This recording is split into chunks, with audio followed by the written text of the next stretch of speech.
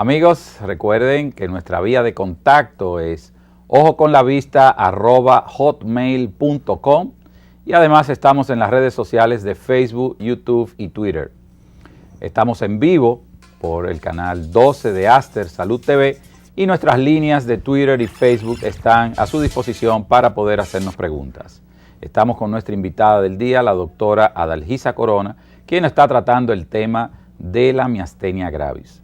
Doctora, antes de la pausa habíamos mencionado de que este problema es causado por una debilidad del músculo, una fatiga. Realmente, ¿cuál es el mecanismo? ¿Cuál es la razón? ¿Es el exceso del uso muscular? ¿Realmente qué pasa ahí?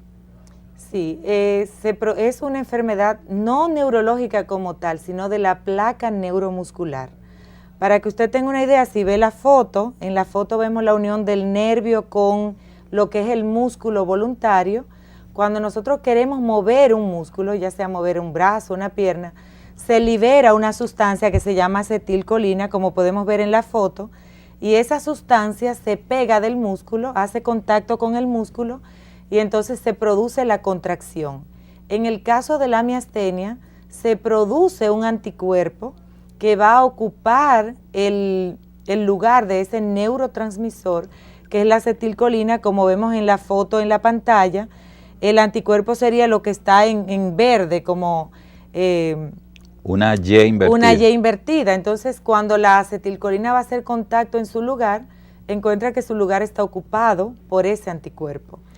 Eso es iniciando la enfermedad. Entonces, la acetilcolina no puede hacer que el músculo se contraiga y simplemente con el tiempo ese mismo anticuerpo va desgastando la placa y el paciente pues va empeorando en su situación.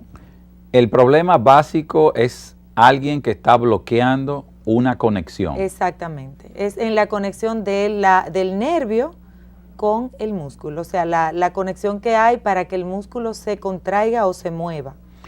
Una pregunta, doctora Corona, ¿la gravedad de la miastenia va a depender de los cambios o los desgastes atróficos, como usted ha mencionado, de esa placa que permite la unión? Sí, al principio, como le dije, esa acetilcolina se libera y no encuentra lugar donde hacer su contacto, pero con el tiempo ese mismo anticuerpo va desgastando la placa y entonces el paciente se va haciendo más débil cada día. Y comienza con síntomas muy sutiles. Un 95% comienza con síntomas oculares, pero con el tiempo el paciente puede realizar o hacer síntomas generalizados. ¿En qué va a consistir realmente el tratamiento en estos casos ya de pacientes que lo requieran? El tratamiento es, como es el sistema inmunológico, se trata con inmunorreguladores, aunque hay drogas específicas para tratar la miastenia. Como yo les dije, el neurotransmisor que se llama acetilcolina tiene una sustancia, porque si usted contrae un músculo, vuelve y lo lleva a su lugar. Para que eso se produzca hay otra sustancia que normalmente degrada esa acetilcolina. Entonces hay medicamentos que actúan simplemente inhibiendo esa, se llama acetilcolinesterasa, la inhibe y la acetilcolina se queda más tiempo en la placa y tiene el paciente, por así decirlo, más fuerza. Una pregunta, doctora. Pacientes con miastenia que requieren algún tipo de cirugía con anestesia general, ¿presentan algún riesgo o debe de tener algún cuidado especial? Sí, por supuesto. Un paciente que se diagnostica con miastenia debe tener cuidado incluso con antibióticos de uso común, como la penicilina, las ampicilinas, medicamentos anestésicos. Debemos tener mucho cuidado, sobre todo con los antibióticos. Y si se le va a realizar algún tipo de procedimiento, el anestesiólogo debe estar advertido de que el paciente tiene una miastenia. ¿Por qué se relaciona el uso de antibióticos en estos casos para producir la miastenia, doctora? No se sabe específicamente cuál es el mecanismo, pero incluso hay medicamentos como la penicilina, que es de uso muy común, que produce lo que se llama un síndrome miasténico. el paciente no tiene en realidad la miastenia porque no tiene el anticuerpo, pero realmente se cansan y producen. Y cuando les retiramos el medicamento, el paciente puede mejorar. En esta foto que estamos viendo ahora aunque no tiene que ver directamente con lo que estaba diciéndole de los medicamentos, era lo que mencioné anteriormente de los tumores que se asocian con la enfermedad de la miastenia.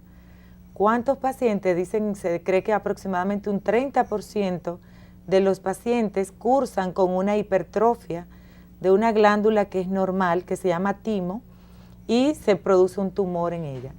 ¿Existe alguna prueba específica para nosotros poder ya etiquetar de una manera definitiva a este paciente que padece o no la miastenia, doctora? Sí, hay pruebas medicamentosas que se hacen en el consultorio, hay pruebas que se hacen que son electrofisiológicas, que también en este caso las realizan los neurólogos. La medicamentosa la hacemos más los neurooftalmólogos porque el paciente viene, por ejemplo, este niño que viene con un párpado caído y posición de cabeza, tienen que levantar su cabecita para poder ver. Y cuando vienen con esto hay una prueba que se llama la prueba de Tensilón, que es con un medicamento que se llama, el nombre genérico es cloruro de hidrofonium. Este medicamento se inyecta vía endovenosa y el paciente transitoriamente mejora los síntomas. Esto es una señora con miastenia severa, otro paciente que tiene trastornos de los movimientos, y quería mostrarle una foto donde esto es un ejemplo de lo que pasa con esta prueba. Esto es el antes y el después. El antes y después de la inyección del Tensilón. ¿Qué hace ese medicamento en esta conexión que hemos hablado que está a nivel muscular? Ese medicamento lo que hace es inhibir la acetilcolinesterasa. Al inhibirla, la acetilcolina se queda más tiempo, hay más moléculas de acetilcolina liberadas y, por así decirlo, hacen más contacto. Y el paciente mejora significativamente los síntomas.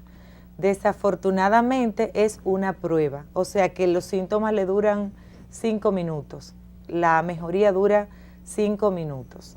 ¿Estos pacientes pueden presentar alguna complicación súbita, un paro cardíaco? Sí, por supuesto. O sea, es un medicamento que es de uso delicado y puede provocar, por ejemplo, salivación excesiva, náuseas durante la prueba, y se han reportado casos de bradicardias severas.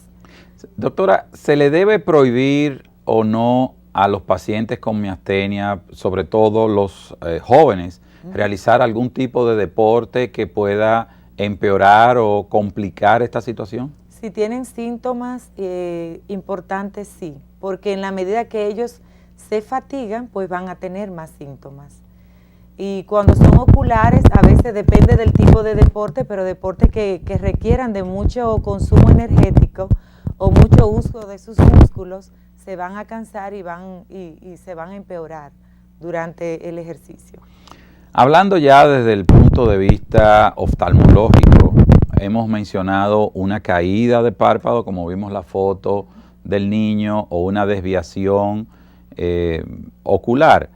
¿Podría usarse lo que está hoy muy en moda, la toxina botulínica, para elevar o eliminar esas complicaciones? No se puede usar toxina botulínica porque la toxina botulínica produce en el músculo un efecto semejante a la miastenia. O sea, lo que hace la toxina botulínica es que paraliza el músculo. O sea, que va a potencializar la parálisis. Sí, potencializa. O sea, generalmente se usa para evitar la contractura de los músculos en estética. Por ejemplo, una persona que arrugue mucho la frente, se le pone en la frente para que no tenga fuerza el músculo. Y eso es lo mismo que le provoca la miastenia. Excelente, doctora Corona, su participación en el tema que estamos tratando, amigos televidentes, la miastenia gravis. Vamos a una pausa, no se muevan de sus asientos y retornamos con ustedes de inmediato.